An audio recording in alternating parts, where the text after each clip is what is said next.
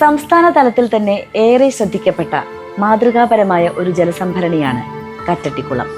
മാലിന്യം നിറഞ്ഞ് കാട് മൂടിക്കിടന്ന് നാമാവശേഷമായ ഈ കുളത്തിന്റെ 4 വശങ്ങളിലും കരിങ്കൽ പടവുകൾ ചെയ്ത് വശങ്ങളിൽ നടപ്പാതയൊരുക്കി ഹാൻഡ് റെയിലുകൾ സ്ഥാപിച്ച് ചുവരുകളിൽ ശുചിത്വ സന്ദേശ ചിത്രങ്ങൾ വരച്ച് കുളിക്കുന്നതിനും വസ്ത്രം മാറുന്നതിനും സൗകര്യമൊരുക്കിയുമാണ് ഈ കുളം നവീകരിച്ചിട്ടുള്ളത്.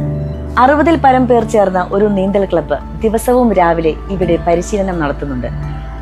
കൂടാതെ ദൂരസ്ഥലങ്ങളിൽ നിന്നും പരിശീലനങ്ങൾക്കും മത്സരങ്ങൾക്കുമായി ആളുകൾ ഇവിടെ എത്താറുണ്ട്.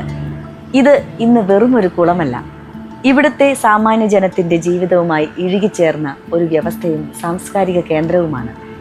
ആർക്കാണ് ഈ നഗരസഭയെ അകറ്റി നിർത്താൻ സാധിക്കുക? ഇത്തവണയും നമ്മുടെ വോട്ട് UDF സ്ഥാനാർത്ഥികൾക്കാവട്ടെ.